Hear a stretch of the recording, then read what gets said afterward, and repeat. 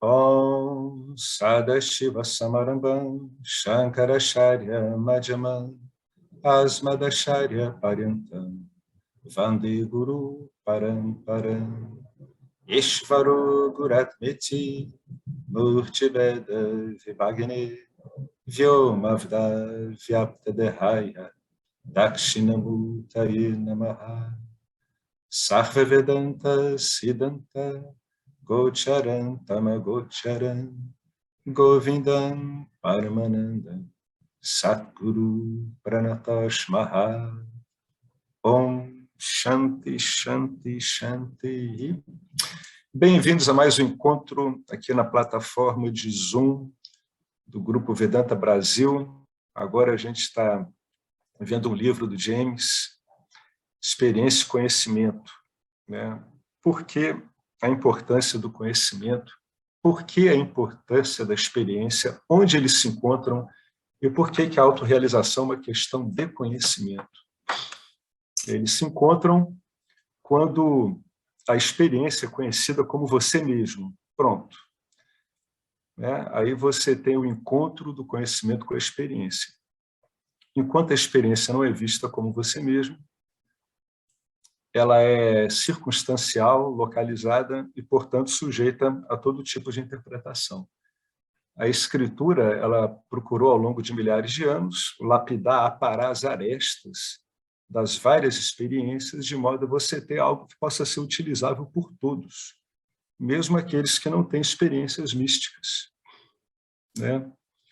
Então, se eu não me engano, a gente tinha parado aqui, né? Você, com certeza, pode realizar o ser sem nenhuma experiência mística. É aquela história de Suzuki, né? Um grande acadêmico e realizado aí do caminho Marra, do Zen Budismo, que ele nunca teve experiência nenhuma, né? E todo mundo ficou muito perplexo com isso. Na verdade, foi a esposa dele que falou para os outros que ele nunca tinha tido experiência alguma. E Suzuki era um baita de um realizado. Outro que teve só um lampejo foi aquele sábio sufi, Hafiz. Hafiz declarou que ele teve um átimo de segundo, ele teve um vislumbre, né, do ser, de Alá, que ele falou, e aquilo mudou a vida dele para sempre, né? Ficou completamente mudado.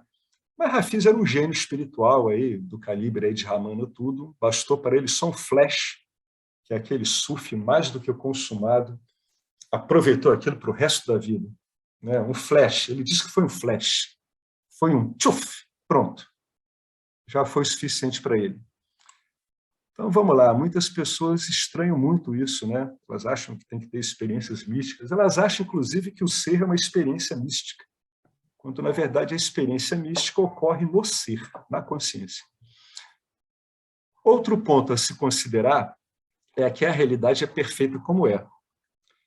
Né? Na ausência do que podemos falar sobre a realidade, a única palavra que nos cabe razoável é dizer que ela é perfeita. Por que algumas pessoas têm experiências místicas de iluminação e outras não? Porque o doador da experiência, o ser, sabe exatamente o que você precisa em qualquer momento e lhe dá apenas o que você precisa. Você, com certeza, pode realizar o ser sem nenhuma experiência mística. E, por outro lado, você pode ter centenas, milhares de experiências místicas e, com isso, constituir um ego maior do que o Monte Everest. Vai constituir um ego espiritualizado, um ego místico. Por que algumas pessoas que tiveram epifania se comportam da pior maneira possível e outras que nunca tiveram se comportam como santas? Ele deixa a resposta em aberto, né?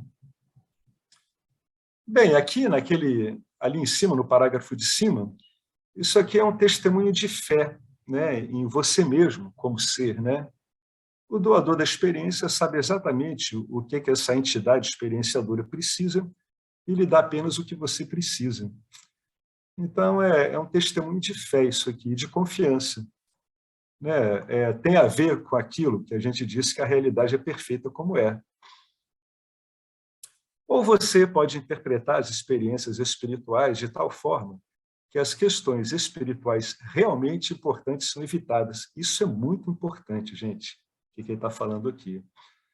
Por exemplo, a maneira como você está vivendo a sua vida, como você vive diariamente. Então, você realmente pode virar um grande experimentador espiritual e acabar negligenciando o modo como a sua vida é vivida. Tem um amigo meu, um grande amigo meu, da área acadêmica, inclusive, da PUC, que ele teve várias experiências extrafísicas durante muitos anos, e ele tinha uma facilidade de projeção astral extraordinária. Agora, depois de um tempo, ele me disse que ele não quis mais ter aquilo. Sabe por quê? Porque ele disse assim, ele disse, Alex, aquilo ali não me modificava em nada. Eu voltava para essa vida aqui, nessa terceira dimensão, e eu me comportava como antes. Então eu vi que aquilo ali não estava adiantando. Eu decidi simplesmente parar, e parou de uma hora para outra, estranhamente, sabe? Quando ele caiu em si de que aquilo não lhe estava sendo proveitoso, em termos, né, de personalidade, em termos de jiva, ele meio que decidiu, ou foi induzido a decidir, e não teve mais essas experiências. Então, o fundamental aqui para o Vedanta é isso aqui, como é que você está vivendo a sua vida? Aliás, para qualquer caminho espiritual que se preze, isso aqui é fundamental. Na autorrealização, a maneira como você vive a sua vida diariamente vai espelhar, né, se você realmente está autorrealizado ou não. Em geral, diante do que a gente costuma chamar de desafios, experiências desagradáveis. Aí o James continua, conheço pessoas que se consideram iluminadas, baseadas em suas experiências místicas, que não conseguem lidar com detalhes práticos da vida e que regularmente se encontram em conflito com os outros. Isso é bastante comum. Eu vou seguir aqui, isso aqui é bastante importante, é mais um desmistificador que o Vedanta está colocando aqui. Você pode usar a experiência mística como uma baliza, como um apontador para aquilo que está além, não é a experiência mística o que está além, né? A experiência mística é uma experiência, mas a experiência mística, bem olhada, ela pode ser um incentivador muito poderoso, né? Muito poderoso, para que o buscador converta o interesse dele por experiência, né, em interesse por conhecimento. Exatamente como o James descreveu acima, que depois daquela epifania dele, que durou algumas semanas, o interesse dele era em descobrir o que era aquilo. Não era exatamente em ter mais experiências daquela. E alguém quer comentar alguma coisa sobre esse tópico? Ele é bastante importante.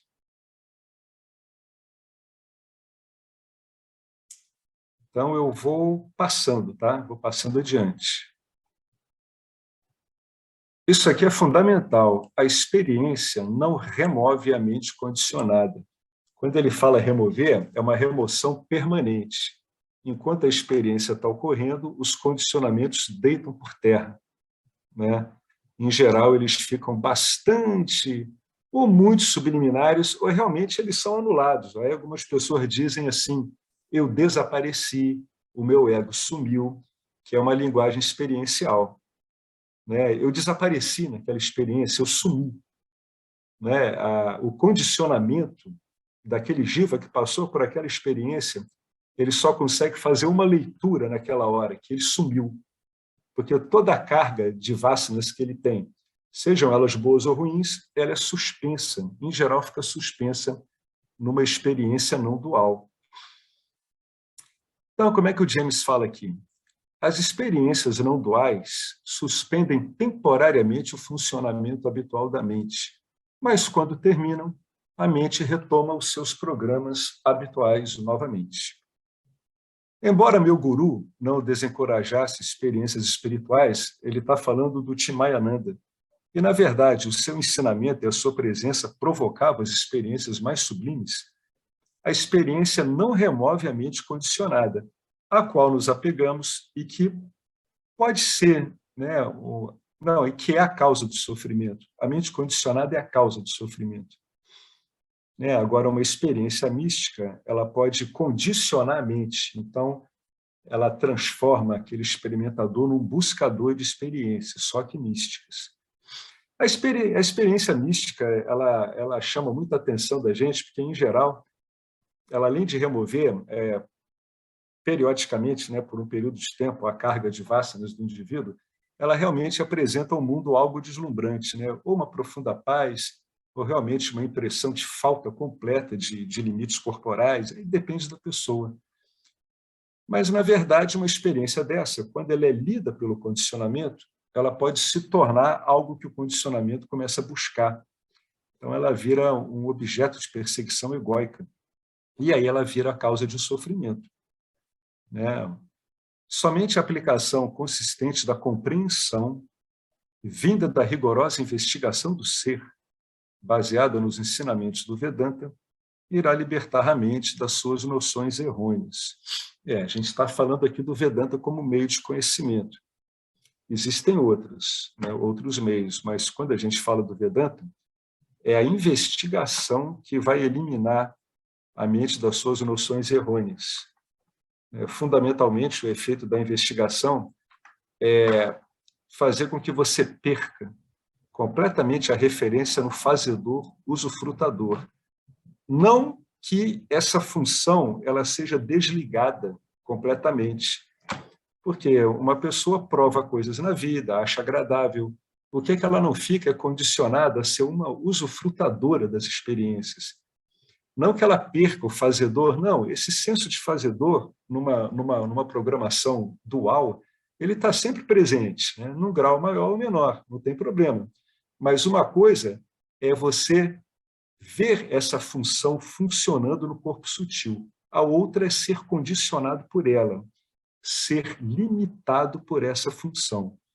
Tá? Então, o fazedor ele permanece no devido lugar dele, né, que é um lugar pequeno, ele percebe que ele é um minúsculo fator no campo dármico e ele, na verdade, não se identifica com o fazedor. Né? Enquanto houver ego, você sempre vai ter uma... Ou seja, enquanto houver vássanas vinculativos, você sempre vai ter uma puxadinha, né, para esse fazedor, usufrutador, sempre. E para você saber se isso é uma identificação realmente sua, você tem que olhar as suas expectativas. Se você tiver realmente uma expectativa em relação a algum usufruto de alguma coisa, ou você tiver uma expectativa forte em relação a você ter o controle, ou querer ter o controle, ou seja, o sonho do fazedor, controlar o campo dármico. Se você tiver isso, então tem uma identificação aí. Então, a chave para você encontrar se há um resquício, né, de identificação com o usufrutador ou com o fazedor é ir atrás das expectativas. Se as expectativas estão te vinculando, estão te agarrando, então essas duas entidades ainda estão assim regendo alguma coisa, né? Mas as investigações do Vedanta vão derrubando essa investigação. Às vezes essas investigações elas acertam o alvo e esse alvo aparece de novo, embora enfraquecido. Por isso que é preciso ficar investigando até que a associação com o desfrutador e o usufrutador, ou seja, a associação vinculativa com o ego, ela caia por terra. Tá? Você enxergue isso mais como funções mentais realmente do que como algo que tem a ver com você. Tá? Tem a ver com você no sentido de que aquilo é você, mas você não está limitado por isso. Alguém quer comentar alguma coisa sobre isso? Né? Isso aqui ele continua desmistificando a importância, né? Como se uma experiência não dual fosse fundamental para o conhecimento. Não é. Né? Outra também, né? Ele acabou de botar outra coisa aqui, que a experiência não remove essa mente condicionada. Então, em alguns ciclos espirituais, a gente vê algumas pessoas muito aflitas, porque realmente elas tiveram um vislumbre do que elas são, né? Elas viram que aquilo é a verdadeira identidade delas, mas quando elas entram de novo, né, nas relações comuns da vida, elas notam o retorno da mente condicionada. Então é muito comum você ouvir uma expressão, como eu já ouvi milhares de vezes, eu perdi, eu perdi. Não, não há como se perder, impossível. Né? Você pode ser tudo para você, menos um perdido para você mesmo, já que você está sempre presente. O que está faltando aí é investigação e uma orientação adequada para que a pessoa não fique impressionada com essa resposta que o condicionamento está dando. Dizer que eu estou perdido é algo que é falado pela função egóica. Né? Ela diz, eu estou perdido, eu quero de novo. Tudo isso são funções egóicas. Então, o ego tem que ser investigado adequadamente, as funções dele, E, com o passar do tempo, você não sai mais disso. Ou se sai, sai muito pouco. E, na verdade, não sai nunca, né? A constatação que a gente vai tendo é que não se sai nunca. Irrespectivamente das condições que a gente está vivendo. Às vezes a pessoa fica tão tomada de uma epifania ou de uma experiência, vamos chamar assim, uma experiência orgíaca, como Reich definia, que o indivíduo acha que, quando aquilo passa, mas ele continua centrado, ele perdeu o ser. Não. É preciso que essa pessoa se acostume com a paz, com a quietude. Dizia Nisargadatta, se você quer a paz, a quietude, faça por merecê-la, ou seja, valorize-a. Valorize a paz, veja que você pode funcionar de outra forma. E essa forma vai lhe dando naturalmente, devido a cada vez um corpo sutil mais reflexivo, de um modo favorável ao ser, ao que nós somos, vai realmente dando um corpo sutil mais contente, bem mais contente. É natural, paz e contentamento andam juntas. Eu vou continuar então. Bom, ele vem aqui outro assunto aí desmistificador, né? O perigo de seguir os seus sentimentos. Eu só chamo atenção para isso, o perigo de seguir seus sentimentos. Sejam esses sentimentos espirituais ou sejam eles mundanos. Por quê? Porque os sentimentos vão e vai, né? Sentimento, sentir, emocionar-se é uma função mental, conforme essa abordagem do Vedanta que a gente usa. A gente usa uma abordagem do Vedanta tripartite em relação ao corpo sutil. Outros incluem outras funções, né? Inclusive memória, aí já seria uma repartição em 4, mas a gente usa 3, e esses 3 dão conta. É a função egóica, é a função do intelecto, discernimento e a função da mente. A mente, para nós aqui, dessa abordagem do Vedanta, ela não apenas processa os inputs sensoriais e os organiza, né? Ela também trabalha de modo que é ela que se emociona, é ela que se sensibiliza. Então, para nós, emoções e sentimentos ocorrem na mente, tá? Nessa função específica do corpo sutil, né?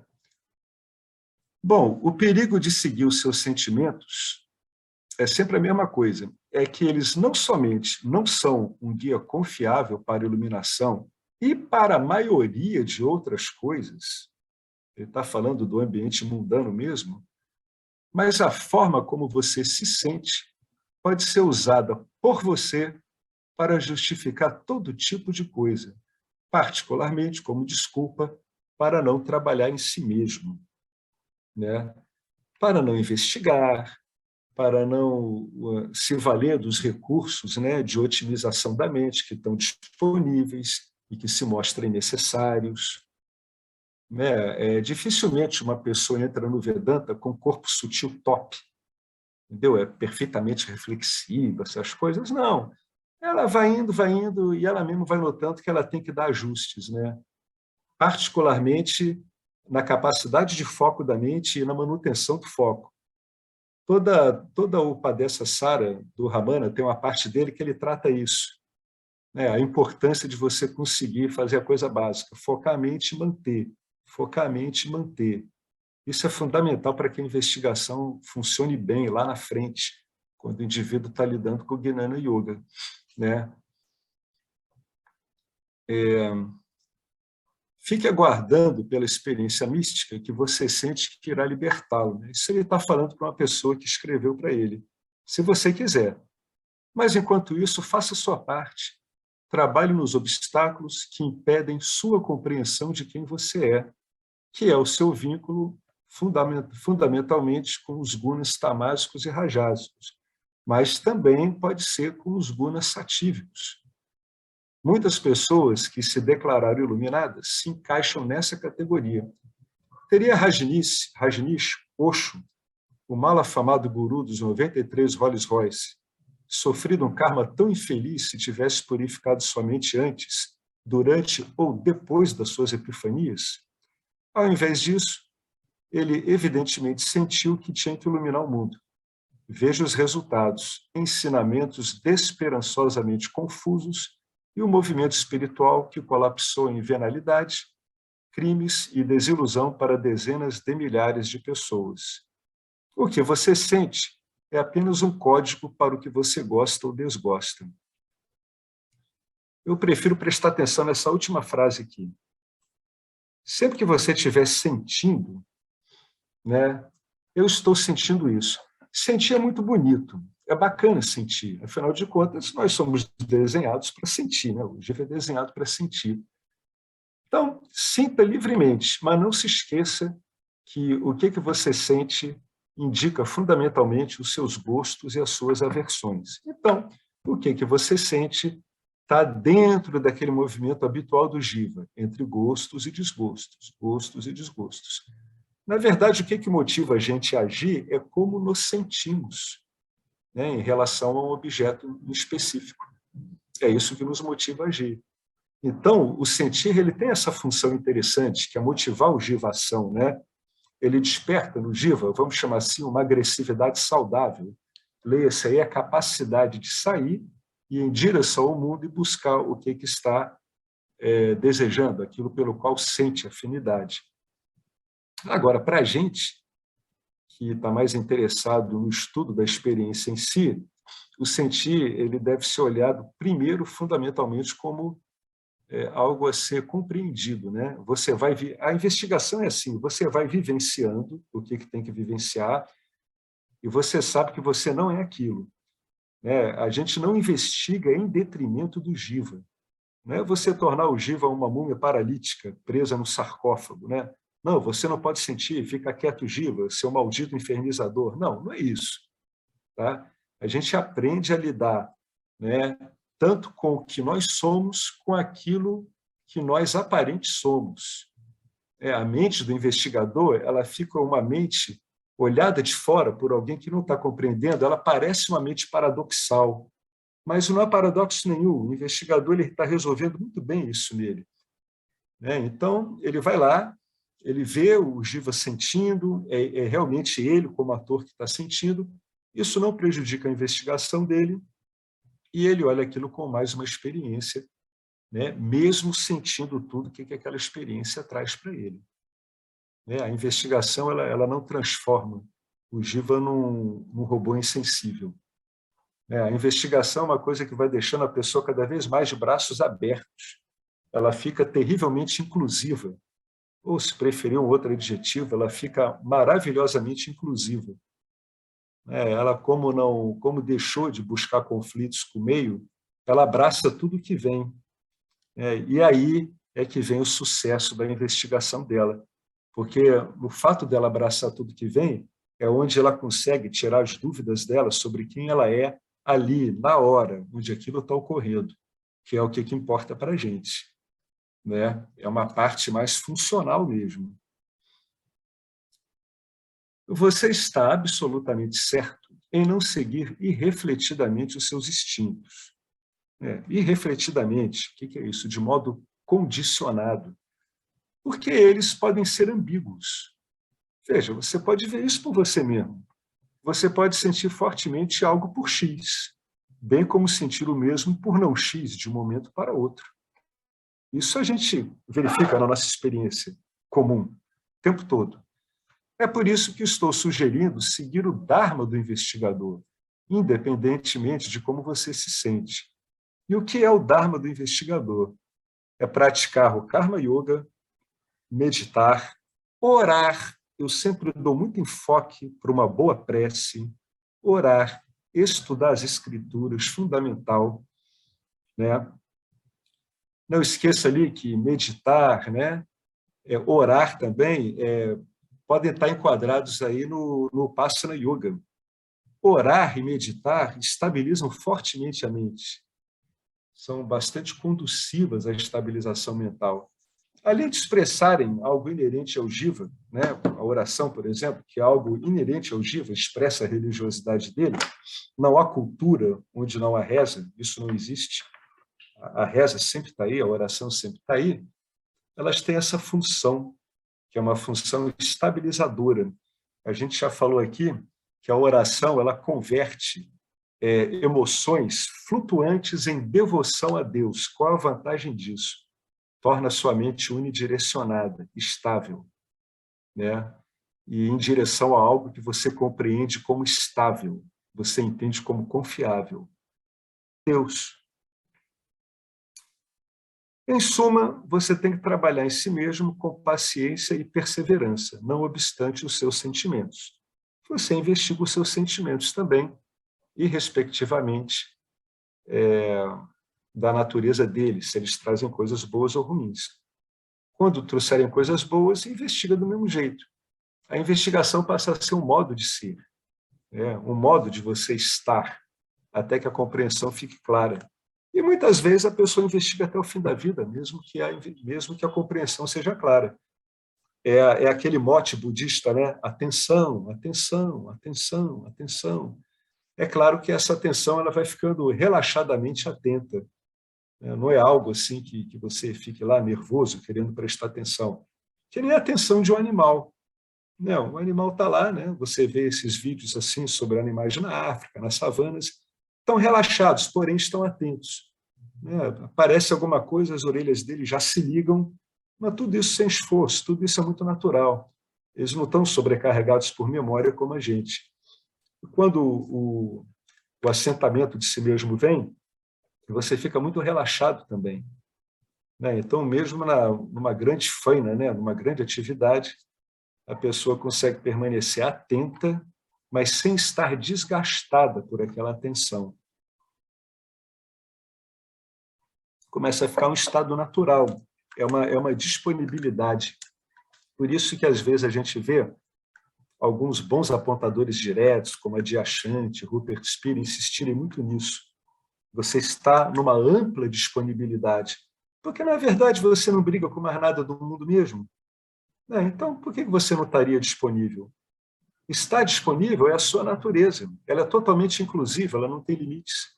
Então, quando não há conflito, quando não há conflito com o campo dármico, que é o cerne dos conflitos humanos, é exatamente o conflito com o campo dármico. Quando não há esse conflito, naturalmente você vai assumindo no campo dármico algo que é da sua natureza. Como é que aparece no campo dármico? Através de uma profunda disponibilidade, independentemente da situação. Alguém gostaria de comentar alguma coisa sobre isso? O perigo de seguir os seus sentimentos espirituais ou mundanos.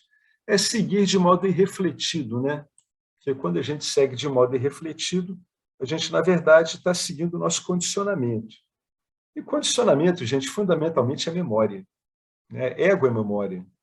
O ego trabalha com memória. Para ele conseguir se ver como fazedor, desfrutador, ele precisa de memória, ou seja, ele precisa de uma história.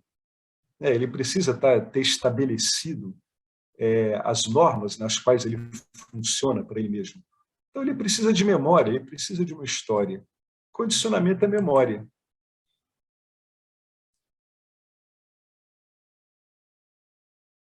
Bom, vou continuar aqui. Qual é o ideal, então, Qual é o ideal? Como é que eu vou regir minha vida? O ideal é que a sua vida seja regida por princípios. Ou seja, valores. De novo, os valores. Qual é o ideal da minha vida? É que você, percebendo os valores conducivos à sua meta, ou a estabilizar o que você já viu,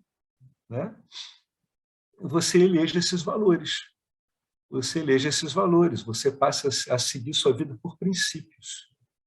Nesse caso, embora você esteja fazendo uso da virtude, você não está condicionado pela virtude, porque você está inserindo isso no seu objetivo maior, que é ou se dar conta do que você é, ou estabilizar a descoberta que apareceu para você. Agora, não é preciso uma grande conclusão para ver que a sua vida foi regida por paixões, você está pior do que um graveto numa enxurrada. Então, se a meta da pessoa é realmente ter alguma estabilidade, desista. Um graveto numa enxurrada, vai para onde a enxurrada leva. Não tem jeito. Não adianta achar que você vai ser um graveto, super graveto, vai botar o uniforme azul com uma letrinha SG, supergraveto, e vai achar que vai ter a menor condição de lidar com esse fluxo do campo dármico, que ele é poderosíssimo. Né? A gente sabe como o campo dármico é poderosíssimo. Ele é a própria expressão da divindade, como a gente chama. Ele é a própria expressão nossa. É isso que ele é, a própria expressão do ser. Aí traduzido como divindade, como Ishvara, no caso aqui da gente do Vedanta, ou no caso, como se fala nos devotos da Índia, Bhagavan. Então, qual é o bom modo, então? Você vai sentindo, vai vivendo a vida, vai saboreando as coisas, né? De modo comedido. E você vai fazendo com que lentamente, né, de modo progressivo, do modo que for bom para você, que os princípios comecem a nortear a sua orientação no campo dármico. Né? Com certeza, para essa meta de ter um corpo sutil, satívico, esse é o caminho. E, na verdade, quando a gente lida desse modo com as paixões, a gente acaba vendo que elas não eram tão apaixonantes assim. Né? Era mais assim, mais um golpe, né, de hábito, de condicionamento. A gente pode ficar condicionado por paixões também. Vocês nunca viram aquelas pessoas que outras pessoas às vezes comentam: nossa, essa menina não consegue ficar sem se apaixonar por alguém, né? Nem que ela faça a fila rodar assim a rodo, mas ela quer estar apaixonada. Se aquela fila varia ou não, não tem nem importância para ela. Né? O que ela quer? Ela quer estar apaixonada. Pega um cara que é casamenteiro, tudo, mesma coisa. Não importa quantas estão ali, o importante é que ele esteja sempre daquele jeito. Então, do mesmo jeito que a gente fica fixado, né, em objetos, né, com gosto, né, com deleite para os olhos, etc., ou então uma viagem intelectual, a gente também pode ficar completamente condicionado pelas paixões, a ponto de algumas pessoas, quando as paixões vão embora por algum motivo, a pessoa não está bem esclarecida, ela acha que a vida dela apagou.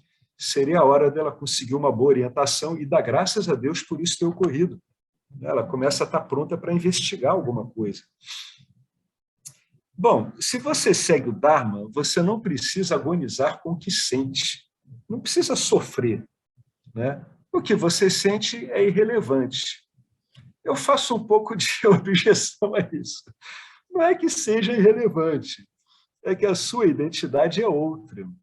Mas para o Jiva, o que a gente sente, se você não tomar cuidado, fica bastante relevante, a ponto de prejudicar a sua investigação.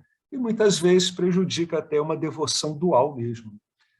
Na tradição hindu, Sri Ram tinha todo o seu coração voltado para governar o reino. É a história de Sita e Ram.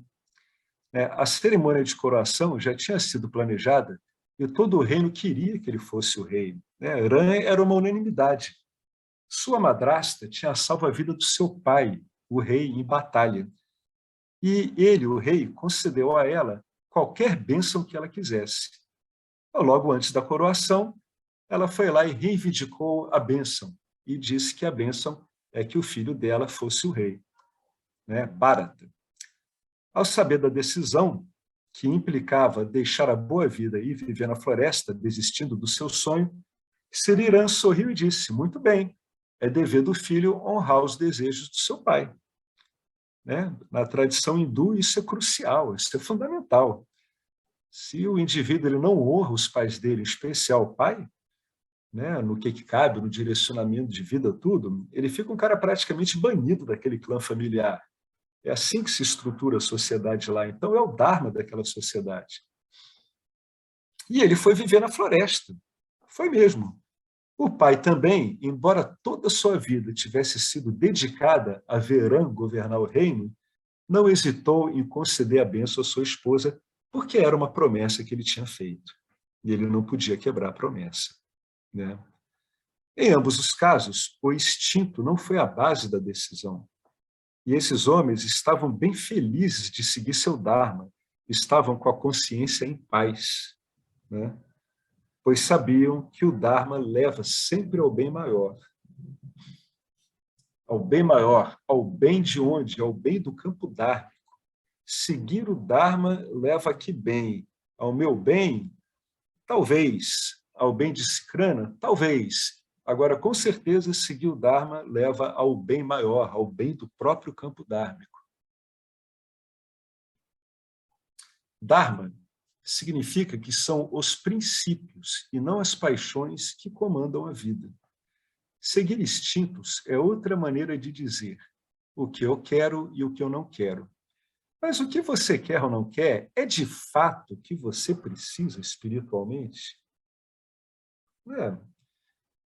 Com certeza é bem raro que haja esse match, né, essa equivalência. Só se for uma pessoa que o que ela quer desde muito intensamente é isso mesmo. É um caminho espiritual. Em geral, vocês repararam que quando a gente entra nesse caminho, a gente entra meio aos trambolhões, né?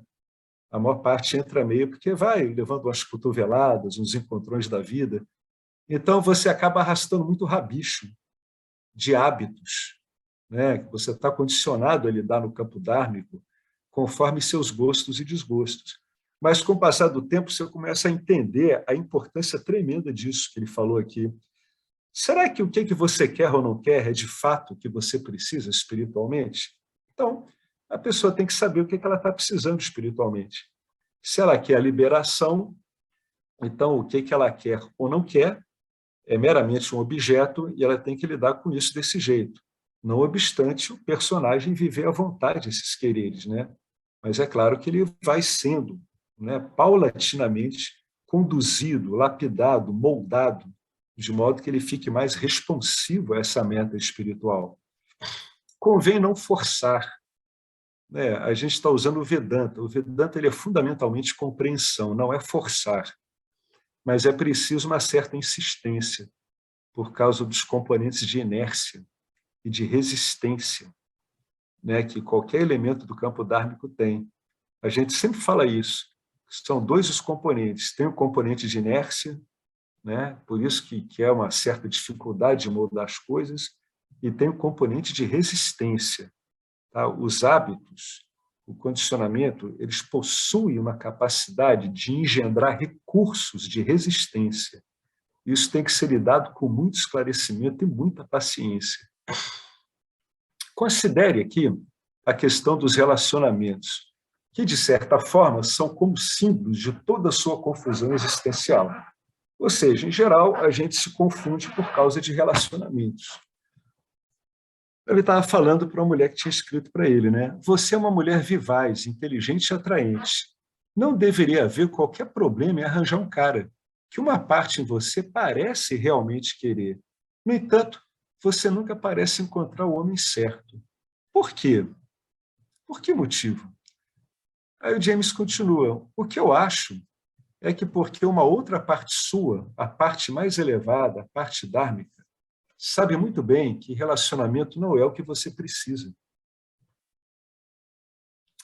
Essa parte sabe que você precisa de paz. Então, ela impede seus relacionamentos, uma vez que relacionamentos não lhe trazem paz. No caso específico dessa entrevista, não está trazendo paz para ela.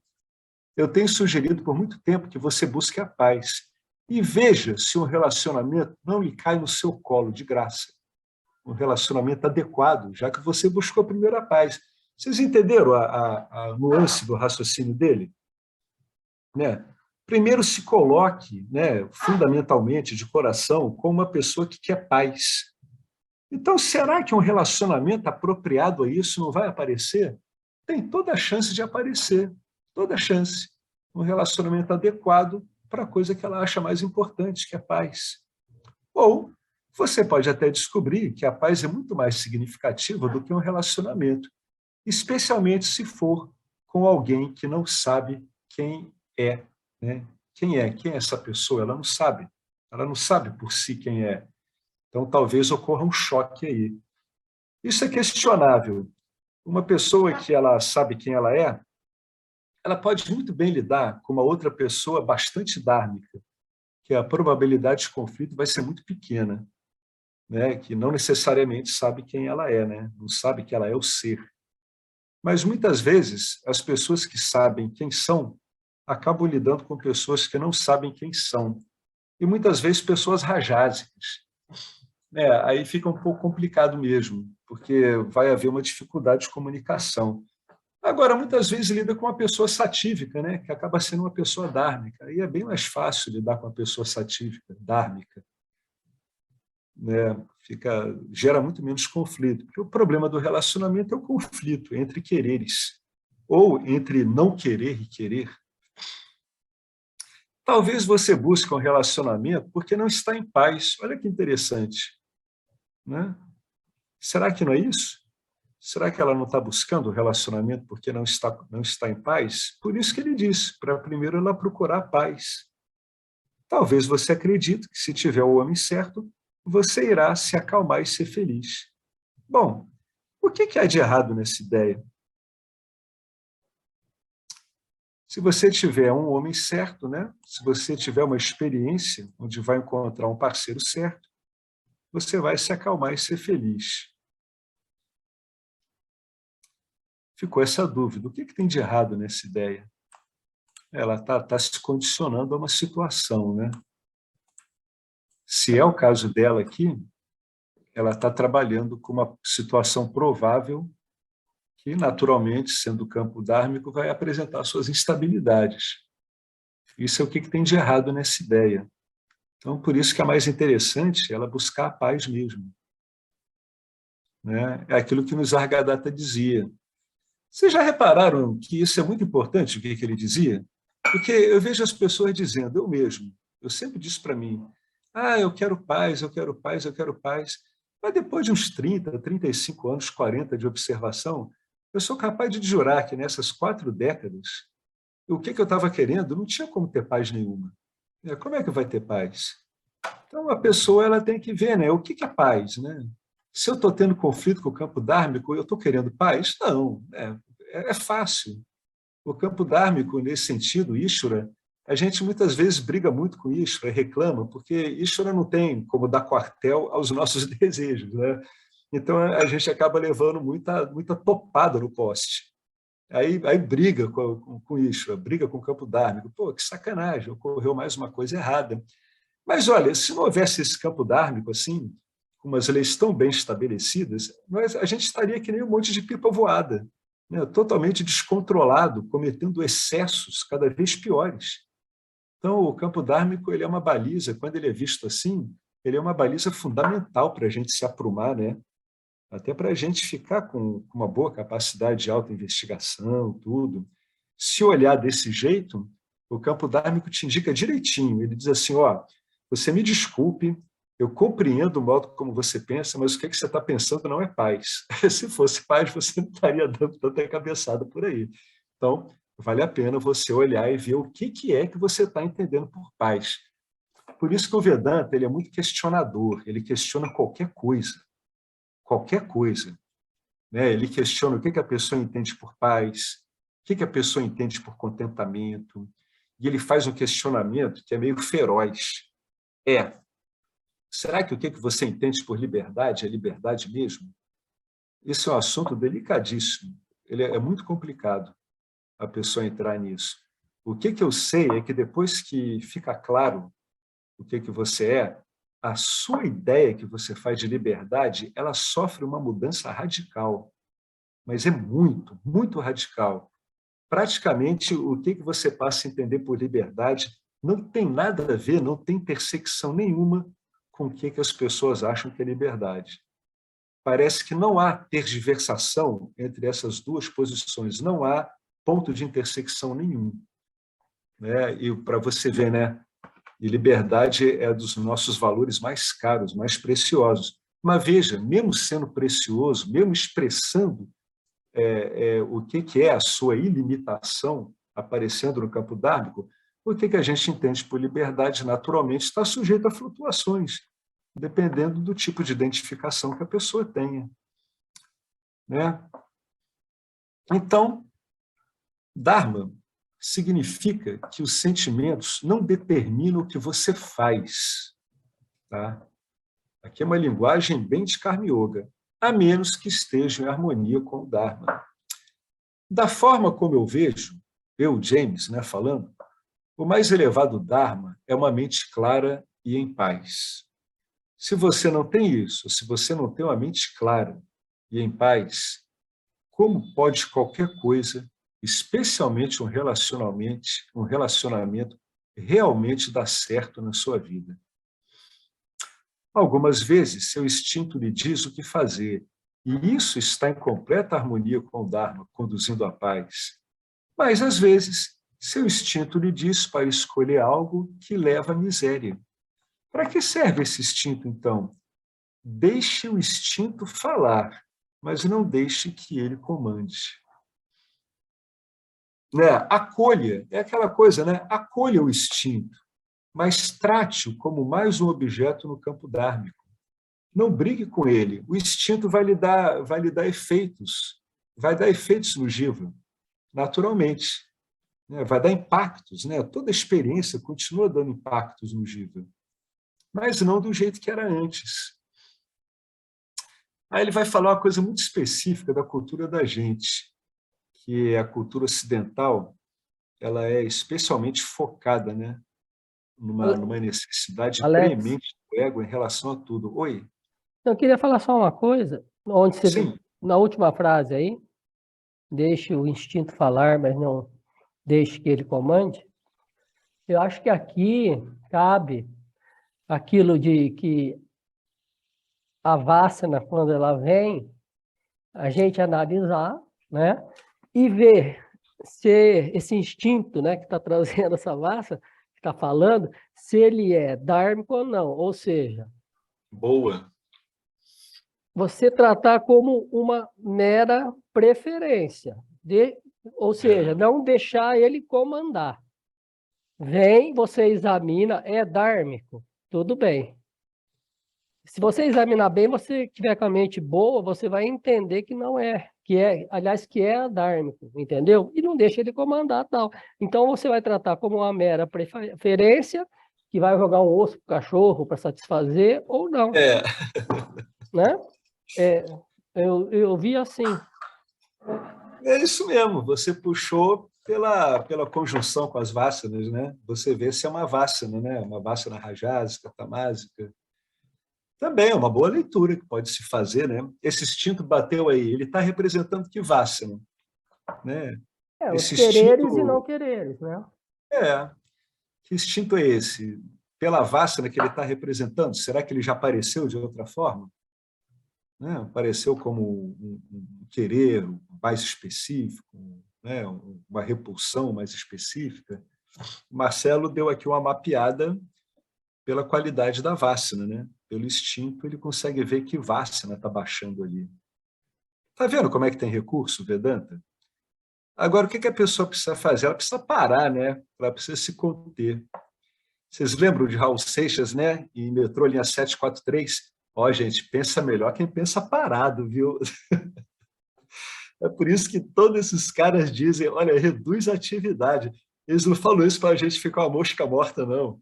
É para ter energia para fazer isso que o Marcelo disse. Né? Pensa melhor quem pensa parado. Você não está agitado com outras coisas. Metrô Linha 743. Né? Você tem que dar uma parada, né? Conter-se. Contenha-se. Para que se engajar logo? Né? Para que ficar criando introspecções na mente, né? Caindo naquele abismo de novo? Não, dá uma parada. Pô, eu não sou nada disso, eu sou o ser. Vamos dar uma parada aqui, vamos olhar isso com calma. Aí você leva umas arremetidas, né? Se a vássana, né? Se esse instinto é muito forte, e no começo ele vai bater que nem um arite na tua porta. Bum, bum. Deixa ele bater, porque se você tentar impedir dele bater, você vai estar construindo um contra-arite.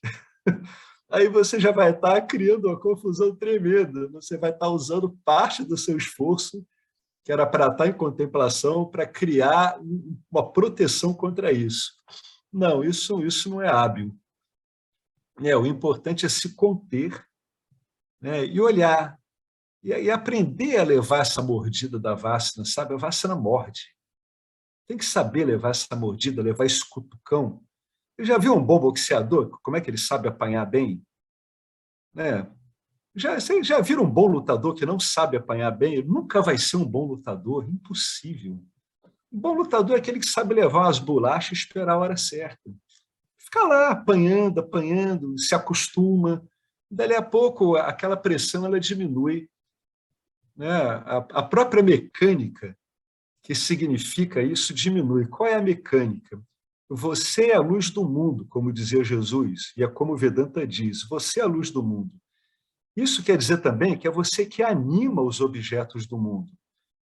Como Jiva, você é que dá vida aos sentimentos, aos pensamentos, às intuições, aos instintos que chegam aí.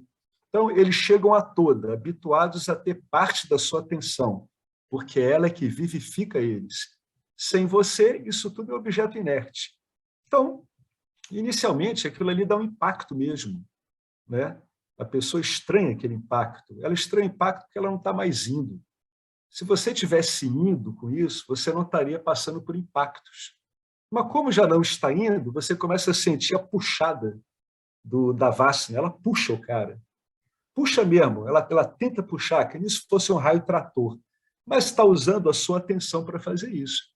Então, se isso fica manejado de uma determinada forma, que você não vá, mas, ao mesmo tempo, não tente repelir a Vassana, porque aí vai estar usando sua atenção de uma forma que não é hábil, vai estar, no fundo, dando mais atenção ainda, ela vai perdendo força. Agora, não esquece que tem uma inércia. Tem sempre uma inércia esse movimento. É um movimento pendular. Sabe? O cara vai lá e bate, aí volta, aí de novo, pega inércia no campo dármico, volta, pum. Saber desse movimento é fundamental para você se acostumar com essas puxadas. Né? Dali a algum tempo, algumas vassanas que tinham uma enorme importância, elas parecem muito tênues, como se elas estivessem desinfladas. E elas estão desinfladas mesmo, elas estão desinfladas da sua atenção. Sabe esses bonecos de posto de gasolina? Que o pessoal bota o ar embaixo, em vez de botar alguém lá para ficar chamando alguém para entrar no posto, fica aquele boneco assim? É a mesma coisa, a sua atenção é aquele ar ali, aquele exaustor. Né? Quando você vai diminuindo, ele vai churriando, até que tem uma hora que ele não infla mais. Né? Algumas continuam a inflar, mas a maior parte não. Então tem que ter muita paciência. Né? O fundamental é sempre paciência. Paciência com você. A primeira paciência que a gente tem que ter é conosco. A gente tem que ver que é um sistema de idas e vindas, idas e vindas. Mas como a gente tem um outro objetivo que não é de ida e vinda, a gente pode se acostumar a ver o ida e vinda, essas idas e essas vindas, sem aquele habitual desespero que dava antes. Né? Você vê como um movimento normal do campo, é normal, não é nada pessoal. Né? Aí ele fala aqui, bom, aí a gente continua. O problema com a sociedade ocidental, que é muito focada não no ego coletivo, como é a oriental, tá? Sociedades orientais são extremamente focadas no ego coletivo. Todo mundo que vai para o Oriente sente isso. Você vai ali do Oriente Médio até o Extremo Oriente, você sente a pressão do ego coletivo. Ele é muito forte. Mas no Ocidente é o individual. O problema com a sociedade ocidental é que ela está baseada no princípio da pequena autossatisfação passional. É por isso que marketing e sociedade de consumo de massa funcionam. Senão não funcionaria. O seu dever supremo, de acordo com o evangelho do modelo americano, ele está falando aí da sociedade americana, é pegar o que quiser e fazer o que sentir. Sim, você deve seguir o Dharma sempre que possível, mas quando ele estiver no seu caminho, dane-se o Dharma e siga em frente, atropele o Dharma. Tudo se resume a mim e é o que eu quero. Tudo se resume aos meus sentimentos. De novo, sempre volta para o mesmo lugar. Essa abordagem não vai lhe trazer nada, a não ser sofrimento. Você precisa honrar, reconhecer, se regozijar na sua parte mais elevada, a parte que quer saber, a parte que quer conhecer. Você tem que se regozijar nisso. Essa apreciação ela vai vindo. Pô, que bom! E, engraçado, vai dando contentamento mesmo. Mesmo que a compreensão não tenha vindo, quando essa parte é honrada, vai dando um contentamento, uma espécie de satisfação de você não estar sendo jogado tanto de um lado para o outro. Fica essa advertência, né? Então, por isso que às vezes é melhor não olhar propaganda nenhuma e nem olhar mídia nenhuma. Porque, na verdade, essa mídia transitória, né, que aparece muito aí na TV, na internet, que é uma mídia que trabalha com uma informação muito curta, muito superficial, Em geral, ela está mais baseada em criar desejos expectativos do que em esclarecer as coisas, né? A base da propaganda é toda essa. Né? Então, às vezes, você pega várias notícias que só ficam criando propaganda, expectativa, e nunca vão no âmago, né, da coisa, né? Ficam só ali naquela flutuação. Então, para quem é viciado em notícia como eu estou aprendendo lentamente a filtrar isso, mas é um condicionamento muito forte. Né? Então, você aprende a ver o que vale a pena ler, o que não vale. Então, o que dá para sugerir aqui é diminuir esse input, essa exposição a esse input, porque esse input trabalha fundamentalmente com medo e desejo. Né? Então, ele reativa né? Essa função egocentrada, né? Do ego individual, ele fica ativando muito isso. Se você quer estudar um assunto, aí é melhor dar uma olhada num tópico, está interessado em guerra híbrida, vai lá, pega alguém que está estudando isso, se aprofunda, está interessado em formação escravocrata do Brasil, pega um livro, se aprofunda nisso, é um modo muito mais interessante de você passar o seu tempo, né, do que ficar flutuando assim diante dessas vários inputs de informação, né? Eles têm uma função desestabilizadora muito forte. Eles são para isso, né? São para isso, né? Em geral, o input de informação que a gente pega assim, ele está mais vinculado a criar medo, expectativa do que qualquer outra coisa. Então, fica aí essa sugestão, né? Cuidado com essa entidade individual, né? Que ela é bastante insatisfeita por desenho e ela está situada no contexto social que privilegia esse tipo de insatisfação, né? A ambição, olha como é que ele é ambicioso, ou seja, olha como é que ele quer sair amealhando objetos no campo dármico. Isso é que é valorizado na cultura da gente. Então, é como o James comentou, né, mais acima, ele disse, o estudante de Vedanta, ele, em geral, está nadando contra a corrente. Então, é melhor se expor o menos possível à corrente, para o seu próprio bem. Né? Se expõe só no que lhe interessa, seja pontual, né, para dar até respostas adequadas. Eu estou usando isso comigo e tem sido bem duro, mas eu noto que de uns 2 anos para cá tem diminuído muito essa dispersão, sabe? Eu também perdia muito tempo, hoje em dia eu consigo lidar muito melhor com as coisas, me concentro mais, mas tem que ter um pouco de cuidado para a sua atenção não ficar assim, sabe? Que nem um limpador de para-brisa, né? Não é para isso, né? O limpador de para-brisa é para tirar a água, o fog do seu vidro, não é para você ficar assim. Enquanto o limpador de para-brisa está passando, você está olhando para a estrada. Mas quando a gente fica assim, muito exposto, a gente fica assim, aí acaba batendo. Por isso que a gente tem tanto problema, porque a nossa atenção está muito bagunçada. Né? Tem que realmente ver a importância de focar a atenção e criar, ajudar nas condições para essa atenção ficar mais focada. Né? A gente, no Vedanta, a gente sabe qual é, o que é, para focar a atenção adequadamente. Ó, Karma Yoga, fundamental. O Lucas levantou a mão, ou não? Não. Ó, o Karma Yoga é fundamental para isso. O Passana Yoga é fundamental para isso também. A investigação também, tudo isso ajuda a estabilizar a mente. Fundamentalmente, Karma Yoga e o Passana Yoga são excelentes estabilizadores de mente. Cada um vai e encontra o seu jeito. Né? Uns estabilizam mais rezando, orando, outros meditando, outros fazendo uma combinação, outros fazendo mantras. Depende da pessoa. Outros vão lá, fazem asanas, né? Dão um modo de redistribuir aquela energia no corpo, depois meditam.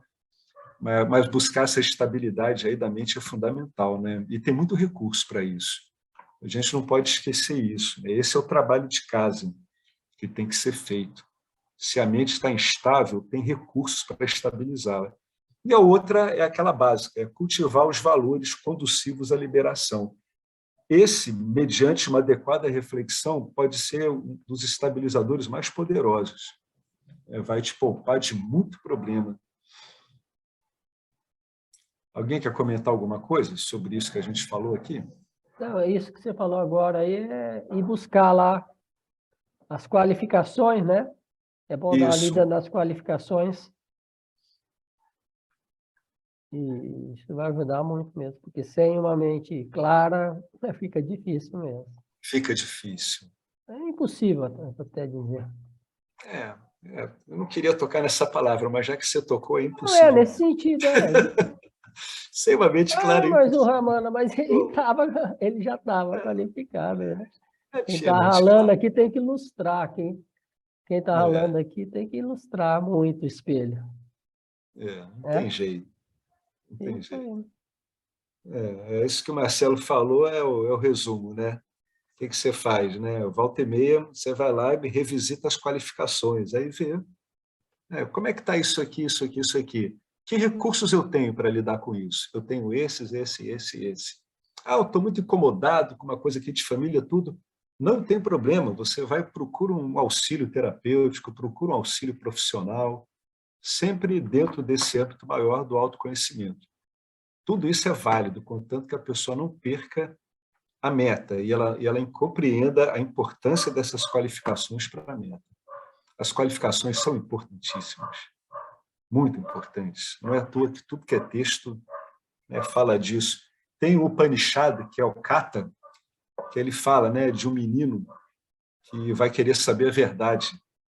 E esse menino é um menino altamente qualificado. E toda a primeira parte do Kata Upanishad é, na verdade, um modo coloquial de falar sobre as excelentes qualificações dessa criança de 8, 11 anos. É muito bacana o diálogo dele com o Deus da Morte. O Deus da Morte explora bem para ver se ele está com a qualificação bacana, e o menino é irredutível. Ali aparece todas essas qualificações que depois a gente vê sistematizado aqui no Vedanta, né? Muito bacana. Quem quiser dar uma lida, o Kata Upanishad, vai lendo, vai descontando, né, os aspectos ritualísticos ali tem um sumo muito bacana, Kata, K-A-T-H-A, Kata Upanishad. Ele fala bem sobre essas qualificações, né? Mostra assim, né, naquele diálogo, aonde estão elas, como é que a gente vê que aquele garoto está qualificado, por que o Deus da Morte fala com ele daquele modo? Porque ele está tentando ver se ele realmente está qualificado naquilo. Por isso que ele vai e empurra o garoto, ele praticamente pressiona mentalmente o garoto para ver se o garoto fica firme. Tá? Bom, você sabe o que fazer. Pois é, sabe. Essa que é a verdade. Você sabe o que precisa fazer espiritualmente. Ramana dizia isso. Ramana não era professor de Vedanta, mas ele conhecia Vedanta muito bem. Ramana tem várias escrituras que ele escreveu baseado em Vedanta, porque ele lia Vedanta, porque as pessoas que iam lá eram muitos pânditas, muitos estudiosos, eles traziam todo o linguajar vedântico para ele. Ele escreveu algumas escrituras e comentou outras. Quando a Ramana dizia que tem trabalho a fazer, é exatamente esse trabalho aqui. Ó, você sabe o que precisa fazer espiritualmente. Se ficar sentado, esperando por uma intuição que o motive, vai esperar muito tempo. E mesmo que você tenha uma intuição que lhe diga que você deve trabalhar espiritualmente, em questão de minutos vai vir a intuição oposta, que é natural do campo dármico, aquela que faz com que você impensadamente duvide de tudo e que vai acabar te deixando paralisado. Quem já não passou por isso? Eu já passei muito por isso. E é isso aqui mesmo, você tem que dar uma empurradinha, sabe? Aproveita, usa um pouco de força psíquica, empurra, vai aprendendo a empurrar com jeitinho. Sabe quando você aprende a mexer um móvel em casa para não estragar o sinteco, nada? Você bota uns paninhos embaixo dele, mexe daqui, mexe dali. Você tem que funcionar meio como um bichinho curioso, sabe? Empurra daqui, empurra dali. Se eu empurrar daqui, será que eu me animo? Aí vai lá, tenta. A pessoa vai testando com ela mesma. Se eu for daqui, funciona? Né? Começa a se estudar assim. Você é o seu campo de estudo, né? No fundo, tudo isso é para você, porque o que a gente está pensando aqui é em tornar o Jiva capaz de não só saber a verdade dele, como se manter enraizado nela. Então, em última instância, é sobre o corpo sutil do Jiva isso aqui. Basicamente, é o corpo sutil do Jiva que a gente está falando o tempo todo. O ensino do Vedanta é para isso. Então, você vai com jeitinho, se lembrando, né, que os objetos do corpo sutil são sutis, são delicados, né, são difíceis, porque eles não são tangíveis, são, em geral, objetos de uma dimensão muito delicada. Não é? Eu estou empurrando o móvel, como eu falei aqui, ou dando um murro na parede. Isso me bota um obstáculo natural, né? Mas esse jogo de empurrar móvel e cadeira dentro da mente, ele é delicado, ele é muito paciente. Né? O Jiva tem que se tratar muito bem, tem que ter ele em bom apreço, né? Ser compassivo consigo mesmo, não ser indulgente consigo mesmo, e vai levando, vai se experimentando. O que funciona para um pode não funcionar para outro. O que funciona para um outro ali, para você é inútil. Ou um pode trocar ideia com o outro e ver o que funciona para ambos. É uma experiência, é um estudo isso. É um estudo vivo, onde sente-se, pensa-se, passa-se por um monte de situações, tudo do modo mais consciente possível, né? Mais intencional possível. Você está deliberadamente pensando. O apelo aqui é para que o Jiva pense de modo deliberado e não condicionado, né? Até que esse pensar fique espontaneamente dármico, ele vai deliberando, ele começa a deliberar sobre o pensamento dele. No começo pode parecer meio enrolado, mas depois vai acertando. Portanto, você sabe o que fazer. Tem recursos, tem disposição, vai em frente. Não vai esperando o mar de rosas, mas também não vai esperando achar que o barco vai a pique. Não é assim, né? A psique humana ela é muito mais poderosa do que a gente imagina, mas ela tem que estar devidamente orientada, né? Quando ela está bem orientada, é como se ela estivesse funcionando no ótimo dela. Então, ela tem muito recurso para se virar. Ela se vira muito bem, é que nem o corpo. Você dá recursos para o corpo, ele se vira muito bem, né? Se recupera rápido. Dê bons recursos para a mente, que ela se recupera, ela trabalha bem. Entendeu? Ela tem recursos, ela tem sabedoria de eons, de eras aí, né? É impossível avaliar o tipo de conhecimento que tem nisso tudo, né? Isso é uma coisa atemporal, é impossível a nossa mente descobrir isso. Agora imagina tudo isso sendo aplicado no corpo sutil humano, né? Então, ele tem muito recurso. Confie porque funciona, mas não do jeito que você pensa. Funciona quando botar ela no ponto adequado para trabalhar, né? Tem uma especificação técnica. Eu vou ler mais esse aqui, depois eu vou dar aquela interrompida, porque o Henrique ele fez uma pergunta no encontro anterior, ou antes do anterior, que eu vi aqui um comentário muito bom sobre isso. Eu e o Marcelo, a gente respondeu parcialmente, mas não na prática, como é que seria. Tá? Então, eu vou ler mais esse aqui, essa abordagem focada na experiência. Não, esse aqui, quando o seu pensamento está em harmonia com a verdade, os seus sentimentos são inequivocadamente bons. Né? Eles são naturalmente bons. Estão em harmonia com a verdade. Que verdade? A verdade de quem você é. Com a ajuda de ensinamentos comprovados, você pode tanto usar sua mente para sair desse apuro existencial, um sufoco existencial, ou para se enredar nele mais ainda. É uma porta de salão daquela de filme, né? Abre para dentro e abre para fora. Tentar destruir a mente ou descartá-la, ou se afastar dela rumo a uma dimensão intuitiva, não vai funcionar. Né? É irreal, é infantil, não funciona desse jeito. Use a mente para pensar de forma diferente, aquilo que a gente estava falando. Né? Pense deliberadamente. Quando o seu pensamento está em harmonia com a verdade, os seus sentimentos, inequivocadamente, são bons. Isso ocorre porque a mente é muito mais poderosa do que as emoções. A mente pode focar, pode manter foco. Emoções não focam, emoções não sustentam foco. O funcionamento é diferente.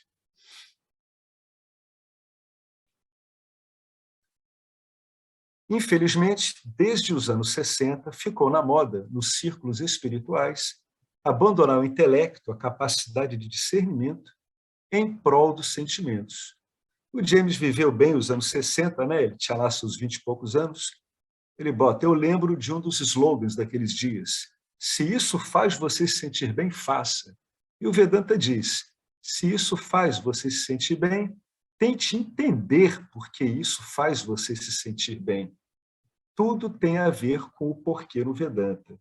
O Vedanta parece aquele menininho. Por quê? Por quê? Eu me sinto bem. Por quê? Eu vou fazer isso porque eu me sinto bem. Por que você acha que você tem que fazer uma coisa porque você se sente bem? O Vedanta é um grande porquê. Por quê? Por quê? Por quê? Porque eu vou morrer. Por que você acha que você vai morrer? Porque o meu corpo está ruim. Por que você acha que isso é seu corpo? Por quê? Por quê? Tudo, tudo. Porque a liberdade é meu bem mais precioso. Mas por que você acha que a liberdade é fazer o que você acha que você tem que fazer? Por que você acha isso? Por quê? Por quê? Por isso que o Vedanta acaba com todas essas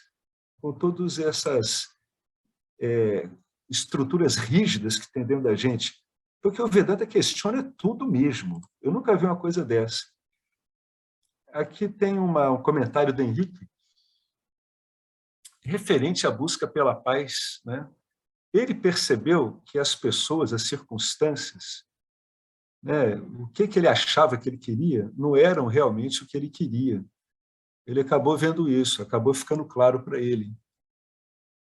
Referente à busca pela paz, percebi que as pessoas, circunstâncias que pensava que queria, que as pessoas e as circunstâncias que ele achava que queria, não era realmente o que ele estava querendo. Isso é muito comum quando a pessoa começa a vir com esse monte de porquê. Por quê? Por quê? Não tem condicionamento humano que resista a isso. É por isso que as pessoas brigam tanto. E é por isso que você sair perguntando qualquer coisa para qualquer pessoa acaba dando problema. Eu acho isso, tem que ser isso, isso, isso. Por quê? Porque eu acho pronto. Mas por que você acha pronto? Pronto. Aí você acabou de iniciar uma briga e pode acontecer qualquer coisa, porque são adultos brigando, não são mais crianças. Por isso que as pessoas se incomodam tanto com esse monte de porquê. Em última instância, esse monte de porquê vai mexer nas identidades delas. E não há nada pior para um ser humano que não está interessado em esclarecimento do que mexer na identidade dele. Não metam a mão nesse ninho de vespas. Não entram numa toca com uma onça lá dentro com crias. Vai dar problema grave. O estudante de Vedanta não está aí para criar problema para os outros. Ele pode até criar problema, mas ele tem que saber que ele criou um problema e evitar isso ao máximo depois. A gente não está interessado nisso. Essas perguntas a gente tem que ter muito cuidado. A gente faz para nós, mas em relação aos outros, a gente vê se as pessoas têm abertura ou não. Muito cuidado, muita doçura, muita firmeza ao mesmo tempo, muita cautela. A gente não está aqui para se complicar com o campo dármico. É que o Henrique viu, por experiência própria dele, que o que ele achava que realmente ele queria, em termos de pessoas e circunstâncias, ele acabou vendo com muito entendimento que não era o que ele estava querendo, na verdade. Uma pessoa que reflete, ela chega a essas conclusões. Idealizações, né? Hã? Idealizações, muitas vezes, né? São idealizações. Você está querendo o que você idealizou. Então, quer dizer que... Oi. E é uma benção, a maioria das vezes é uma benção não conseguir, né? A maior parte das vezes é uma benção. Ué. Só depois que você entende, depois que você entra no Vedanta, você começa a...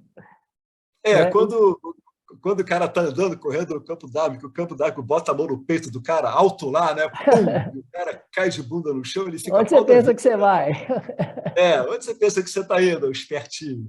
Mas depois o cara vê, caramba, ainda bem que eu fui parado.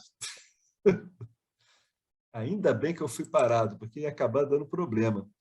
Bom, eu vou dar uma parada aqui, aí eu vou abordar uma coisa aqui que foi uma pergunta que o Henrique fez no encontro desses, sobre o que é essa testemunha não experienciadora. Aí eu e Marcelo, a gente deu uma resposta boa. A gente disse, como a realidade é não dual, essa testemunha serve para efeitos de investigação. Lembra, Marcelo? Não é? A resposta está boa, mas o interessante é ver como é que isso funciona na prática. Olha que legal isso que eu encontrei. Deixa eu só marcar onde a gente parou aqui. Eu encontrei isso aqui, não vou nem falar com quem, que é que eu estou ouvindo bastante ultimamente, e eu tenho achado muito interessante. Então, o que eu vou colocar aqui? Eu vou colocar uma tela que tem um texto que na verdade, isso aqui é uma aula sobre aquele curso, né? Drig Drista. Como é que se fala isso, Marcelo? É o que vê, o vedor e o ver. Drig Drisha Viveka. Isso. Então, é esse texto comentado por um monge da missão Ramakrishna de Nova York. Eu acho ele muito bom. Sarva Priyananda, muitos já ouviram falar dele, o Marcelo que me apresentou ele no grupo, né? Foi o primeiro que colocou isso, eu ouvi. E eu estava vendo essa escritura comentada pelo Sarva Priyananda. Ele está indo bem devagar e ele se deteve aqui numa pergunta que foi feita a ele. Vê se apareceu a tela aí para vocês. Foi? Dá para ler? Vocês conseguem ler? Então eu vou rolando a barra, tá? Olha que interessante. Ó, Henrique, isso é baseado aí naquela pergunta que você fez. Porque eu e Henrique, eu e o Marcelo, a gente falou aqui essa coisa chamada testemunha, né? A testemunha não experienciadora, que você vai encontrar aí atuando juntamente no campo dármico, ela vai estar sempre junto de você, ela, em termos assim da compreensão não dual, não faz sentido, né? Ela vai estar testemunhando o quê? Porém, em termos práticos, conforme a gente tinha falado, é uma coisa interessante para a investigação. E agora eu vou falar por quê, porque eu vi isso aqui sob medida para explicar como é que isso é aplicado na prática. Olha que bacana isso aqui. Tá? Eu botei esse título, Testemunha e Mente Introspectiva. Introdução ao Vedanta, parte 2, Swami Sarva Priyananda, 19 de janeiro de 2016, aos 56 minutos e 10 segundos. Ele recebeu uma pergunta. A pergunta é inaudível, mas ele começa a falar o seguinte. Esse é um ponto importante. O quarto verso diz: a consciência por si só ilumina os vários pensamentos, sentimentos e emoções da mente. Olha o ambiente que ele está colocando, da mente. Ele vai ficar nisso o tempo todo. Desejo, cama. Sankalpa, pensamentos. Sandeha, dúvidas. Shraddha, fé. Ashrada, falta de fé. Driti, fortitude. Ater-se a algo, etc. Modéstia, entendimento, medo.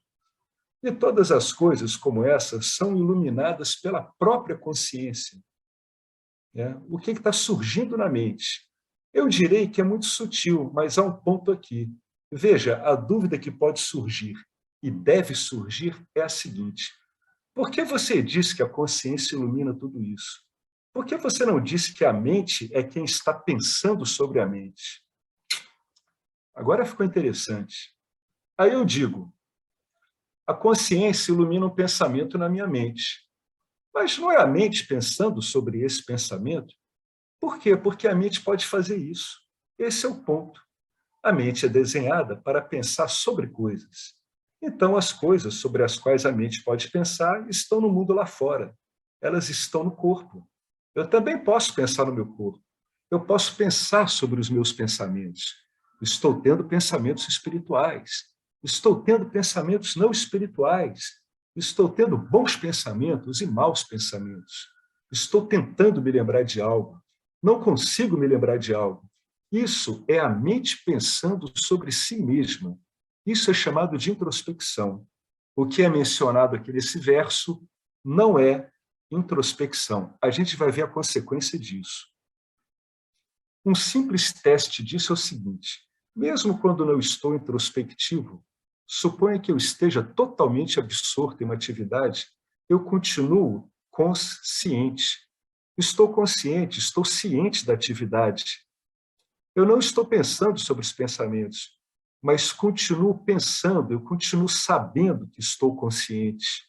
Eu sei que estou consciente. Na verdade, esse é um estado mental bem mais concentrado.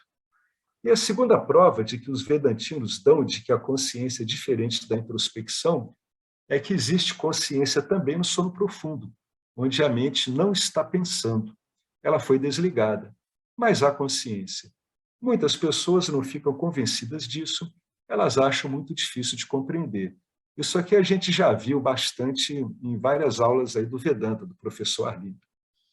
Mas apenas considere a consciência como nós a experienciamos na nossa atividade diária agora mesmo. Pronto. Agora ele entrou aonde interessa, no Vedanta. O Vedanta, ele brilha nessa consciência de vigília, é no dia a dia diário. Eu posso pensar sobre o que está ocorrendo na minha mente, ou eu posso não pensar sobre o que está ocorrendo na minha mente. Mesmo quando não estou pensando sobre, ainda assim eu experiencio felicidade, tristeza, satisfação, falta de satisfação, compreensão, incompreensão. Vocês se lembram que a gente acabou de comentar que tudo isso está na mente também? Felicidade, tristeza, tudo isso, né, é decodificado pela mente. Eu experiencio isso, o que significa que todos são objetos de consciência. Há um ponto que eu vou mencionar mais para frente. A grande tentação ao ler tudo isso, agora é muito importante, tá, gente? É tentar ser uma testemunha. Ó, eu vou falar de novo. A grande tentação ao ler tudo isso é tentar ser uma testemunha. Há técnicas de meditação onde nos é dito: agora testemunhe os seus pensamentos, testemunhe as suas sensações, os seus pensamentos. E são boas técnicas de meditação, mas o Vedanta não está falando disso.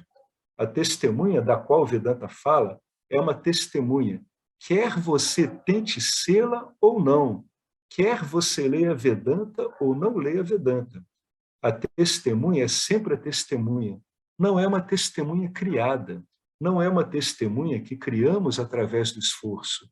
O que está sendo apontado é uma verdade que existe por si, existente. Eu lembro de um Swami explicando isso que estamos lendo. Depois das explicações, ao fim da aula, ele disse: bem, Swamis, nós éramos todos Swamis à volta dele, vocês sentem que são a Sakshi, a testemunha? Vocês sentem isso? Agora vocês sentem que são a testemunha, não é? E muitos indicaram que sim. O que ele então disse funciona muito bem em Hindi, que é o idioma geral, né, da Índia. Vocês vão cair em um buraco bem profundo que cavaram para vocês mesmos. Prestem atenção. A testemunha que vocês sentem que eu sou a testemunha disso tudo, que eu tento pensar de mim mesmo como se fosse a testemunha, ora, gente, eu estou pensando sobre ela. É algo que estou gerando com a minha mente, é um objeto sutil. Esse tipo de testemunho ele é um construto feito dentro do próprio corpo sutil, mediante o que? Estímulo, mediante orientação. Né? Ela não estava ali antes. No momento em que você sai, né, e encontra um congestionamento numa via expressa, a testemunha vai embora. Ela vai ser substituída pelos objetos relativos ao congestionamento. É algo que você está pensando. Né? Essa testemunha você está pensando, você está mantendo ela o tempo todo. No momento em que você para de pensar que é a testemunha, você não se sente mais sendo ela. Essa não é a verdadeira testemunha. Embora eu não esteja dizendo que pensar assim seja ruim. Não, pensar assim é bom, é uma boa prática. Mas não é a testemunha vedântica, o ser, o eu verdadeiro. O verdadeiro ser, é o único eu o tempo todo. É uma testemunha o tempo todo. Bom, duas implicações disso aqui agora. A primeira é aquilo que a gente tinha falado no encontro passado. Tá, tudo bem. Em termos não duais, não dá para eu dizer que a testemunha está testemunhando nada. Sim, em termos não duais, sim. Agora, na prática, para a investigação, o que ele está querendo dizer é que a verdadeira testemunha, né, essa que é sempre você, sempre aí, é aquela que ilumina os pensamentos, sentimentos, emoções, quando eles aparecem na mente. Né? A partir daí, a partir dessa luz, desse flash inicial, o que começa a se desenrolar é a introspecção da mente consigo mesma. Né? Não é essa testemunha que ele está falando, porque essa testemunha não varia. A partir desse primeiro flash, dessa primeira luz que ocorre, que identifica, pô, estou feliz. Né? Isso é você iluminando, estou feliz. Olha, apareceu um pensamento dizendo assim, um pensamento que diz, pensamento sobre um pássaro. Aí eu já digo assim, olha, estou pensando sobre um pássaro. Isso já não é testemunha. Isso já é uma introspecção da mente. Já é a mente pensando sobre um pensamento que já foi iluminado pela testemunha. Isso quer dizer o seguinte, que você pode se encontrar sempre em qualquer experiência mental. Né? É daí que vem aquela dica que se dá em meditação. Né? Observe que os pensamentos eles vêm em fluxo. Né? Vem um atrás do outro. Com o passar do tempo, você vai notar cada vez um intervalo maior, né, entre um pensamento e o outro.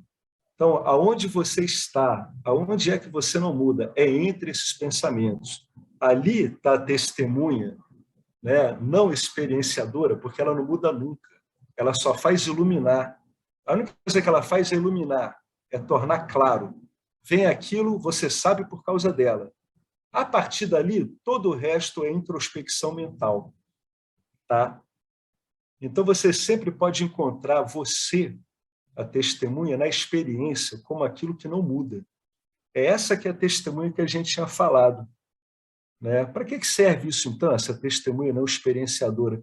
Para isso, para você se encontrar em qualquer experiência do corpo sutil, como aquilo que traz a primeira luz, aquilo que aparece, aquilo que revela o que surgiu na mente. Né? Revelou. E é muito rápido, quando a mente, o condicionamento, o próprio funcionamento da mente, imediatamente transforma aquilo numa cadeia de pensamentos. Isso é o que Sarvapriyananda está chamando de introspecção. Agora, qual é a outra consequência disso?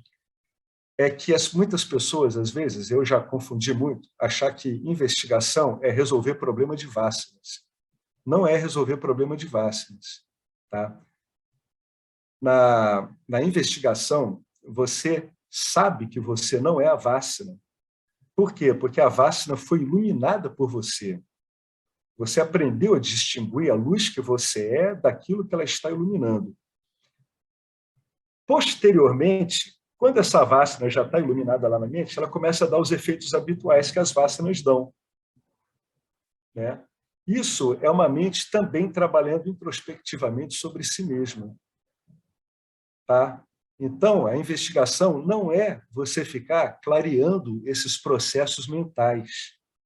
Não é uma análise psicológica. A investigação, fundamentalmente, é você saber que você é a luz que ilumina, que torna aquilo visível.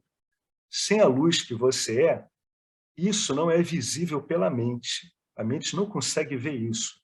Sem você, a mente não veria nenhum sentimento que chega nela, nenhum pensamento que chega nela, nenhuma sensação que chega nela, absolutamente nada. Investigar é você saber que você é essa luz e saber que essa sua luz, em termos de investigação, não tem a ver com os processos mentais. Os processos mentais em cima dos objetos que esses processos estão tratando são tão objetos quanto os objetos nos quais eles estão se debruçando. Sacaram isso? Né? O processo de elaboração mental é um objeto iluminado, né? Agora já pela mente. Tá? É tão objeto quanto é a própria mente, quanto é o próprio pensamento iluminado pela consciência. Então, a investigação ela não tem esse efeito de corrigir as vássanas. Aqui está explicado por que a investigação não corrige vássana. A investigação apenas diz que você não é a vássana. Ela bota a sua identidade no lugar certo. Né? Então, a gente não deve usar a investigação para achar que vai corrigir a vássana, porque não corrige. O que a investigação pode fazer? É afirmar você tanto do que você é, que a vássana perde de importância. Ela perde importância, mas não altera a vássana. Ela pode ficar irrisória, ela pode nem chegar mais a você, mas não é porque ela foi modificada. É porque o seu centramento está na sua própria luz que está iluminando a Vassana ao invés da Vassana. Isso é muito importante, tá? Vocês pegaram isso? É a discriminação de Satya e de Mithya. É isso que nós Exatamente. vemos. Exatamente. E nesse caso aqui, a introspecção da mente é Mithya. É para o indivíduo não achar que quando a mente está desdobrando lá dentro, ele está fazendo uma investigação do ser. Não, não está fazendo. Não está fazendo. Né? Isso é uma introspecção mental, é um processo da mente. É mais um objeto que você está iluminando. Agora, indiretamente. Olha só, quando aparece um pensamento na mente, ele é iluminado diretamente pela consciência. Tá? Ele é iluminado diretamente pela consciência. Quando a mente toma isso e ela começa a desenvolver isso com uma argumentação, fica debruçada sobre esse pensamento, aí a consciência está iluminando esse processo indiretamente através da mente. É porque ela ativamente que a mente começa a se debruçar sobre si mesma. É como se a mente fosse um programa, que a consciência vai lá e liga. Ela joga aquela luz. A hora que aparece aquela luz e aparece aquele pensamento ali, a mente começa a girar ali. Pá, pá, pá, pá, pá, pá, pá, pá, pá. Então, é assim que você se encontra nos processos mentais. Isso é para a pessoa não se deixar apanhar nesses redemoinhos da mente introspectiva. Ela pode até se deixar apanhar, mas ela sabe que não é isso que é o ponto aqui da investigação. O ponto da investigação é ficar como essa testemunha. E ela não é experienciadora. Olha que interessante isso, ela não é experienciadora porque ela está iluminando qualquer coisa que a mente apareça. Não é uma experiência, é uma luz permanente.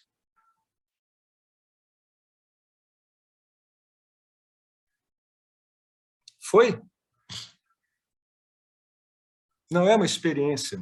A testemunha não experienciadora não é uma experiência, embora ela esteja presente em toda a experiência.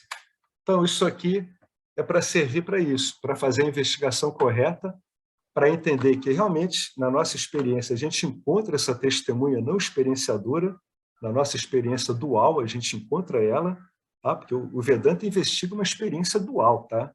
Ele está separando Satya de Mithya. Então, para saber isso, e para não levar em conta uma noção que eu mesmo já tive várias vezes, que é uma noção errônea, que a investigação resolve vassanas. Não, ela pode enfraquecê-las até o ponto em que elas desapareçam, mas ela não muda a vassana. Isso é uma outra prova de que a vassana ela é impessoal. Ela está lá, tanto que as pessoas têm vassanas muito parecidas. Né? Ishvara tem muitas vassanas para dar para os jivas a rodo, a torta e direito, conforme o gosto do freguês. Beleza? Então, eu vou... Alguém quer comentar alguma coisa sobre isso aqui?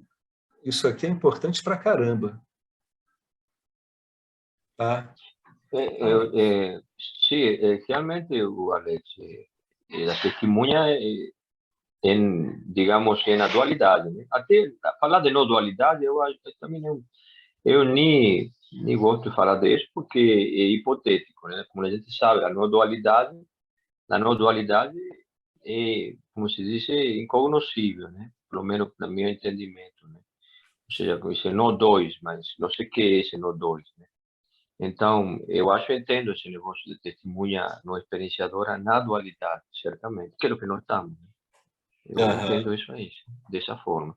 Até vou te passar depois, para aproveitar aí, vou te passar uma coisa que eu justamente estava refletindo sobre isso, tive umas coisas aí na cabeça, um texto aí sobre isso. Aí você queria que ver depois você dê uma olhada e ver o que você acha disso. É sobre justamente esse processo, né? Basicamente isso. Agora, outra coisa, né? Agora que você falando aí, me surgiu também outra questão, né? Você disse que você usou o termo de que a consciência ilumina o pensamento, né? Ele aparece que depois será. Quando você fala que ele ilumina, porque sempre esse termo ilumina você vê sempre, né? Muita gente utiliza, né? Sempre utiliza esse negócio que a consciência está iluminada. Aquilo que você está querendo falar com isso, basicamente? Qual é a sua percepção dessa essa frase que a consciência ilumina, vamos supor, um pensamento? É por causa da consciência que a mente fica ciente de um pensamento. Entendeu? É por causa da consciência que a mente fica ciente do pensamento. Por causa da consciência que a mente fica ciente de um estado mental, de uma sensação, de um sentimento. Claro, ou seja, a mente é a plataforma, né? Seria a interface, não é isso? A mente É a seria a consciência interface. que ela ilumina diretamente isso. Mas a gente não pode confundir isso com os processos decorrentes do próprio funcionamento da mente, que está impulsionada por vássanas, entendeu? Não, sim, claro. Não, porque todo é consciência. Estamos falando de dualidade, né? A mente é consciência. Em princípio, é da consciência. Todo é consciência, não é isso? Estamos falando de dualidade. A Para a mente, gente... por exemplo, a mente teria, digamos assim, na minha concepção, né? A mente surge, digamos assim, da consciência. Todo é consciência, né? A gente está separando, na verdade, né? Mas não existe separação, no princípio, né? Então, Henrique, assim, é como uma concessão que a gente usa concessão, na investigação, porque o que acontece? A investigação ela só ocorre onde há engano com relação à natureza não dual. Claro. Então, aonde ocorre a investigação? Ela ocorre onde há engano. Então, a investigação ela tem que ocorrer onde há engano para dirimir o engano. É por isso que se diz que o Vedanta só é útil no engano. Onde há ignorância, o Vedanta está lá para atuar. Onde não houvesse ignorância, você não precisaria de um meio de conhecimento. É por isso que Ramana também ele dizia, né, que os Vedas são tão úteis para quem conhece a si mesmo quanto uma poção de água numa chuva de monções. Ou seja, é irrisório. Né? Isso é um instrumento de discernimento, para isso que serve. Então, como é que a gente faz? Como a gente está falando de Vedanta e de investigação, a gente está concedendo o seguinte: embora a realidade seja não dual e inexprimível, para nós que estamos confusos com ela, né, como é que isso funciona? A gente tem que partir do pressuposto de que a confusão está acontecendo. Onde não há confusão, não há mais por que usar meios de discernimento e nem buscar um sistema que resolva esse tipo de problema. Entendeu? Então, sempre que a gente... Claro, eu também... outra vez eu me cruzei com uma pessoa também nesse negócio de novo do anel, né? Falando de que já tudo é, toda essa história que você conhece, da consciência. Eu digo, tudo bem, despertar não acontece para a consciência, acontece para o jiva, porque quem está confundido é o jiva, não a consciência. Exatamente. O que você Ou seja, ele não entende isso, para né? você Quem está confundido, quem está confundido é o jiva, né? Ele que está confundido. Então, digamos assim, né? Então, para ele que opera o entendimento, né? Para a consciência, que o princípio não existe isso, né? Isso, não existe. Claro. Onde não há engano, não há por que usar esses sistemas. Onde não há engano, não tem Vedanta, não tem budismo, não tem xamanismo, não tem cristianismo esotérico, não tem o Evangelho de Jesus, não tem taoísmo, não tem Dogen, não tem o Ho'oponopono, não tem nada disso. Onde não há ignorância, não tem necessidade de nada disso. Então, essa que é a parada. Você vai lá e você diz que, né, como a gente vê por aí, não, tudo não tem problema nenhum. Tá, tudo bem, se isso realmente for de fato, e isso a gente vai ver no dia a dia da pessoa, é no dia a dia da pessoa que você vê se tem problema ou não. Aliás, que a pessoa vai ver por ela se tem problema ou não, ninguém vai ver por ela isso. Né? É nesse dia a dia que ela vê se realmente é isso mesmo. É assim que eu estou? É isso aí? Ou não? Aí cabe a ela ver, a pessoa é uma investigadora, ela tem que saber dela. Se ela não souber dela, quem é que vai saber? Não tem jeito, ela não tem opção. O corpo sutil dela só está disponível para ela e para Ishvara. Ishvara não se mete nisso. Cabe ao Jiva tomar as rédeas enquanto ele se vê como um fazedor, ou seja, enquanto a compreensão para ele não está clara, né? Então ele tem que usar esse livre-arbítrio aparente para lidar numa realidade aparente com uma concepção aparente de uma realidade aparente, lidando com um sistema de meio de conhecimento aparente voltado para eliminar, aparentemente, uma confusão aparente. Por isso que o dilema humano ele não é muito fácil. Por isso que as escrituras, às vezes, representam o dilema humano numa penumbra, onde você não está nem escuro e nem claro. Né? Aquela metáfora lá da corda e da cobra é isso, está sempre na penumbra. Você não vê muito bem as coisas. Quando está tudo escuro, você não vê nada, você não tem problema, a não ser não ver nada. Quando está tudo claro, você não tem problema, porque está vendo tudo. Então, onde é que estaria a sua confusão, né? Então, é por isso que o Vedanta ele explora essas nuances, como acabaram de ser exploradas agora. Como é que eu não vou me complicar com os processos mentais, né? Simplesmente, né? O que torna algo conhecido na mente não é propriamente a consciência. A gente diz, ela está iluminando. É como o Sarvapriyananda falou no texto. Eu posso estar me sentindo feliz sem estar pensando sobre o fato de estar feliz, mas é a consciência que está iluminando essa felicidade toda. Entendeu? Pega uma criança que não pensa em felicidade. Ela está feliz. Quem é que está iluminando aquela felicidade na mente dela? Quem é que está botando a mente dela para ser feliz? É a consciência. Depois, quando vai ficando adulto, começa a achar que não é mais feliz. Né? Aí já começa a entrar nos processos mentais. Mas você pode ter sensações, pensamentos, tudo, e outras coisas que você não está debruçado sobre esse monte de objetos sutis, desenrolando, né? Estou feliz, mas é só para ver a sutileza. É que nem quando, olha só, uma outra coisa que ocorre assim, vamos ver, ó. Os seus ouvidos estão ouvindo alguma coisa. Aí o condicionamento diz assim, eu estou ouvindo isso. Pronto, isso já é um trabalho intrínseco do condicionamento. Agora, quem iluminou, né, aquele som lá na mente foi a consciência. Né? Veio ali pelos inputs sensoriais e chegou ali na mente. Esse inicial é sempre a consciência. É assim que você encontra a consciência. É por isso que você tem tantas meditações dizendo para o indivíduo focar entre o espaço, entre os pensamentos. Você tem tantas meditações sensoriais, onde é dito para você não interpretar. O Tantra Yoga trabalha muito isso. Ele sensibiliza o seu corpo e ele, de uma certa forma, treina a pessoa para ela não ficar elaborando demais em cima, ou até não elaborar nada em cima das sensações.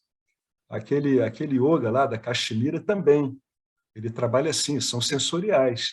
Mas a meta deles não é explorar a sensorialidade, é explorar a luz que descobre, né, essa sensorialidade na mente, que ilumina a sensorialidade na mente.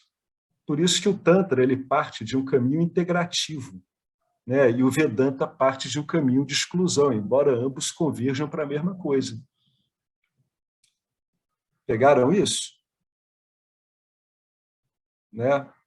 Então, as duas coisas, né? Você saber distinguir na confusão essa testemunha não experienciadora, ela está em toda experiência, em toda confusão, né? E entender, graças a isso, que o Vedanta não vai modificar a Vassana, mas ele vai enfraquecê-la. Isso é mais um testemunho de que a Vassana ela não é pessoal, embora a gente tome ela como pessoal. Beleza, gente? Alex, esse caminho do Tantra, né, é um caminho de sensibilização. Sim, e da Vedanta, eu acredito, pelo menos, né, minhas experiências, elas não são excludentes, né? Às vezes é legal você, como se diz, aprofundar, né, nessa experiência como integrativa, né? E às vezes você fazer, é muito interessante, não são, pelo menos, né, não são excludentes, são, pelo menos na minha concepção, são práticas, são ferramentas, né, que podem ser válidas em um momento determinado ou em outro, né? Determinado momento pode ser válidas, que são necessárias, são válidas, ou talvez a outra não funcione bem, entendeu? Eu acho isso, né? Eu vou te passar depois, justamente toco essa história aí, depois você tem, não quero tomar mais. Não, é isso mesmo, eles não são excludentes, mas é importante notar que eles são sistemas apartados um do outro, tá? Eles têm a metodologia própria de cada um. Isso é importante observar com cuidado, com muito cuidado. Tá? Cada um tem a sua metodologia. Você está dizendo, eu posso usar numa determinada situação e usar outro, aí fica a seu critério. Mas, como metodologia, eles não são incompatíveis, mas, porém, eles são completos em si, eles trabalham por si mesmos. Né? Eles têm uma metodologia completa em cada um deles. Tá? Só para não ficar cruzando metodologia de um com o outro, que aí sim, aí pode dar alguma confusão, né? Pode dar um rolo. Tá? Mas não são excludentes, não. Mas eles têm, cada um tem o naipe de recursos e disposições que lhe é próprio. Né? Falou, gente? Eu posso dispor esse texto, deixa eu tirar aqui do Stop Share, eu posso dispor esse texto para quem quiser lá no grupo. O Lucas falou pode ser útil isso. Eu achei isso muito interessante, muito mesmo. Então está aqui, é um bom jeito de saber lidar com isso aqui e fazer isso aqui funcionar na prática. Então, com base nisso aqui, você não confunde, né, a testemunha não experienciadora com a mente introspectiva. Você consegue, de uma certa forma, investigar você em qualquer experiência. Beleza? Alguma pergunta? Algum comentário? É um texto que vale a pena ficar vendo ele, hein, com uma certa frequência. Ele é delicado, é um texto delicado, ele precisa de uma certa reflexão. Por isso que eu escrevi ele. Esse vídeo aqui, ele está todo legendado, mas as legendas correm muito rápido, sabe? Então, eu achei melhor transcrever, que aí a pessoa pode ficar voltando repetidamente, né, e conferindo. Pode ser útil. Falou, gente? Então, a gente vai terminar com o Purnamada.